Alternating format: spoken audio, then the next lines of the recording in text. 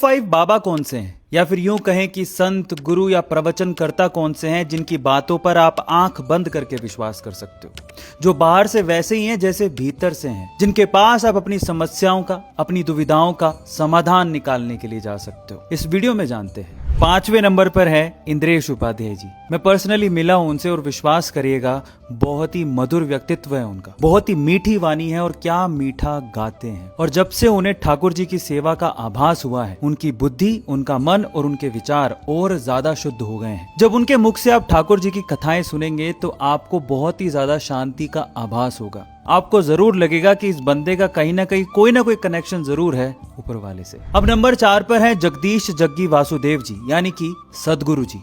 भगवान शिव को समर्पित उनका कोयम्बटूर का आश्रम कमाल का है और जिस तरह से वो महाशिवरात्रि को सेलिब्रेट करते हैं, ऐसा लगता है कि उनके आश्रम में हर एक इंसान पर वाकई उस रात को अमृत वर्षा होती है।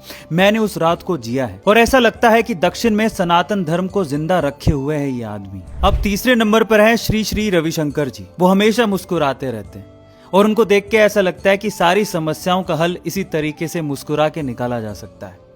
उनके आश्रम में, जो बेंगलोर में है, वहां पर एक बहुत बड़ी सी गौशाला है। जब आप वहां पर जाएंगे तो आपको बड़ी शांति का आभास होगा और सुदर्शन क्रिया जो उन्होंने दी है उससे काफी लोगों को फायदा भी हुआ है। अब दूसरे नंबर पर है राम भद्राचार्य जी, जिनके पास दिव्य चक्षु हैं और जिन्हें देख के ऐसा आभास होता है कि 24 घंटे उन्हें भगवान के दर्शन होते होंगे। भगवान श्री राम के होने का अदालत में प्रमाण देने वाले और हनुमान चालीसा में करेक्शन करने वाले यही तो हैं। शंकर सुवन जो बोला जा रहा है वो गलत है। हनुमान जी शंकर जी के पुत्र नहीं है, शंकर जी ही हनुमान है। और अब पहले नंबर पर हैं प्रेमानंद जी महाराज। राधा नाम के बल से हम तुम्हारे सामने बैठे गरज रहे। राधा नाम को हम जैसे कहते हैं वैसे जप करके देखो, अभी आनंद आ जाए। राधा नाम से सराबोर भगवान कृष्ण के समीप ले जाने वाले प्रेमानंद जी महाराज को देख के लगता है कि इनके जीवन का सिर्फ एक ही उद्देश्य है, खुद को और सभी मानवों को राधा नाम में रमा देना। जब ये उत्तर देते हैं तो इतनी सरलता से देते हैं, सभी प्रश्न कठिन से आसान लगने लगते हैं। कोई राग लपेट नहीं, जब हंसते हैं तो खिल के हंसते हैं और जब डांटते हैं तो खुल के डांटते हैं।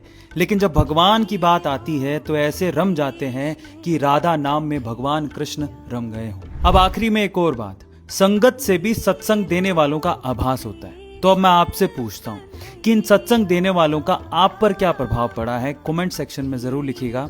और ये किसी तरह का कोई कंपैरिजन नहीं है, ये सभी पांचों प्रभावशाली हैं जिनके व्यक्तित्व का प्रभाव हर इंसान पे दिखाई दे रहा है। आपके हिसाब से इसके अलावा और कौन प्रभावशाली है जिनके सत्संग का प्रभाव आप पे पड़ा है, कमेंट सेक्शन में जरूर लिखिएगा। मिलता है अगली वीडियो।